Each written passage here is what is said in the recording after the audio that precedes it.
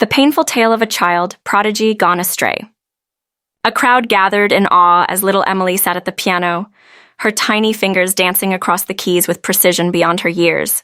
At only 8, Emily was already a musical prodigy, hailed as a once-in-a-generation talent. Her music brought tears to the eyes of her listeners and pride to her parents, who dreamed of a future where their daughter would conquer the world's grandest stages. But behind the curtains of her perfect performances lay a haunting secret. Emily's life was not her own. Her parents, driven by ambition, saw her talent as a ticket to fame and fortune. Hours of practice stretched into the late evening, leaving Emily no time for friends, hobbies, or even the simplest joys of childhood. Each missed note was met with sharp criticism, and every success brought demands for greater achievements. The pressure built like a storm cloud, and Emily began to change. The cheerful girl who once played music for the love of it became withdrawn, her eyes hollow and distant. The piano, once her sanctuary, now felt like a prison. At 14, Emily's talent had reached new heights, but so had her misery. Her parents pushed her harder than ever, arranging back-to-back performances and interviews. Emily performed on autopilot, her soul slowly eroding under the weight of expectations. But no one seemed to notice her pain. Then, one fateful evening, everything unraveled. Emily was set to perform at a prestigious international competition.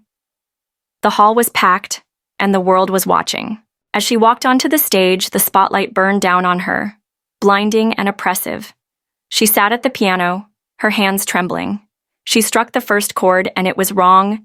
Gasps echoed through the audience. Emily froze, her heart pounding. Her mind screamed at her to keep playing, but she couldn't. Tears blurred her vision as she stumbled off the stage, leaving behind a stunned crowd and a devastated family. That night, Emily disappeared. Her parents, frantic, searched everywhere. But she was gone. Days turned into weeks, and hope faded with each passing moment. The media buzzed with speculation. Had she run away? Was she kidnapped? In reality, Emily had found refuge in an old abandoned cabin deep in the woods where no one could find her. For the first time in years, she was free from the suffocating expectations. The piano, which she had loathed, now became her solace. She played for herself, not for an audience or a trophy. Months later, a local hiker stumbled upon the cabin and alerted the authorities. Emily was returned to her parents, who wept with relief, but she was no longer the girl they had known. She was stronger, more resolute. She told them she would never perform again. Not for them, not for anyone. Her parents, chastened by the ordeal, finally saw the damage they had caused. They promised to support Emily's choices no matter what. Years passed, and Emily chose a quiet life, far from the spotlight.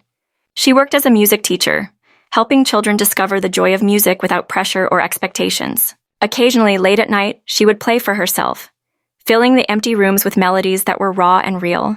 Emily's story became a cautionary tale, a reminder of the thin line between nurturing talent and exploiting it.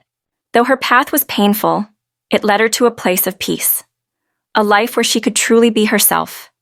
And as she played her final note each night, Emily felt something she hadn't felt in years: freedom.